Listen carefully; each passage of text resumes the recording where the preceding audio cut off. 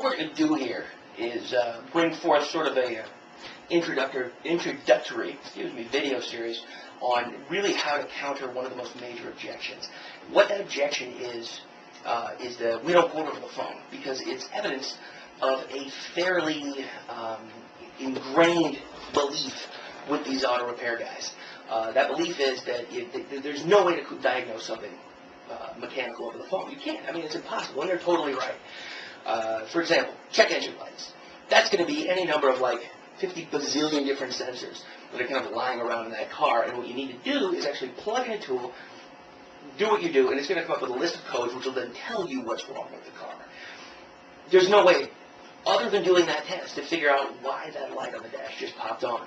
So what you're going to frequently hear are people saying, well, it's too complex, there's too many different variables.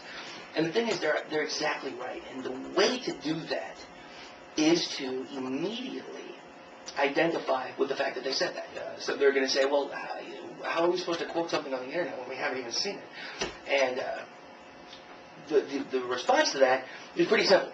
You can't. We never would in a million years ask you to quote something that you haven't seen. But what we do ask you to do is to provide information. And here's why.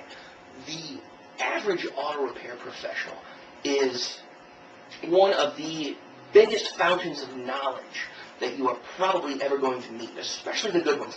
They're kind, generous, well-informed individuals. And the reason they don't quote over the phone is because they've been beaten to death by customer selective hearing. I'll get to that in a second. What these folks are going to tell you, the best way to do this is just pull a service request right off the site and say, give me an example. What would you tell a person like this? And just read it, whatever it is. I don't care what it is. And they're going to say something to the effect of, well, there's no way to tell. I can't, do it without looking. You say, yeah, but, why not? And get them to kind of play this game with you a little bit. And what's going to happen is, with the good shop specifically, you're going to find that they're going to sort of turn on, and they're going to start to say things to you like, well, the reason why is that, with this kind of model, the year, make, and model of the car, there's not just brakes. There's like 10 different kinds of brakes going into this thing. We got to be looking at the thing to understand what it is. And they're right. But that's the information they need to be given. Because frequently what's happened now, and this is where we get to the selective consumer hearing portion, say these guys throw the caller a bone. The guy calls up the shop and says, listen, I need something or other on the brakes with this car.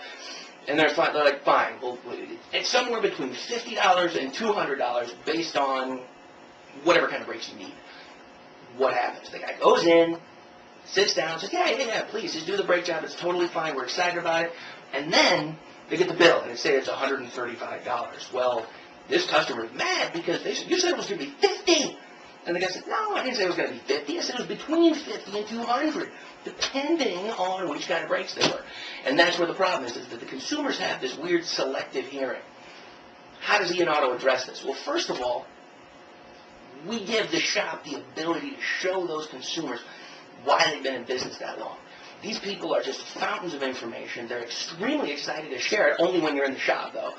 And what we have is, okay, they have a year, make, model, description of the problem, and they're like, well, it sounds like it could be a bunch of different things, and we'll give you this kind of information. Now it's in writing. They send it through the system. IanAuto has that thing in writing.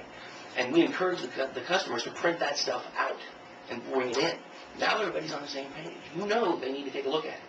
You know that it's going to be between this, and that what they do is they quote the inspection fee.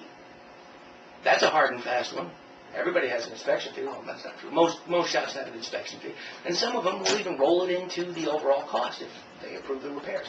And so that is the number one objection that you're going to see or you're going to hear when you're making these calls. And what I would ask that you do is meet that head on. Bring it up. Because I guarantee you that when a lot of folks are making the kind of hem and haw decision of trying to figure out what it is that's going on, their stick point is going to have something to do with this in a lot of ways. Because the media has beat them up, consumers have beat them up, the phone has beat them up, and they're kind of tired of it. Now you got these guys who are brilliant mechanics, essentially sitting there kind of going, oh, God, just don't call me anymore, just drive in, please, just come in. And so it's the whole soup Nazi analogy that I'm becoming fond of giving. It's, no soup for you, no quotes for you. And we help them rearrange that, but we do it appropriately. So keep these things in mind. Number one, if you're giving information over the phone, unless you're tape recording that conversation, you're kind of putting yourself at a disadvantage. You're really sticking your neck out there. And that's really the number one reason why these shops don't like to quote, because it's sticking their neck out there, and they've been burned by it in the past. Now, with the internet, you can do it in the form of an email that's on the IanAuto server.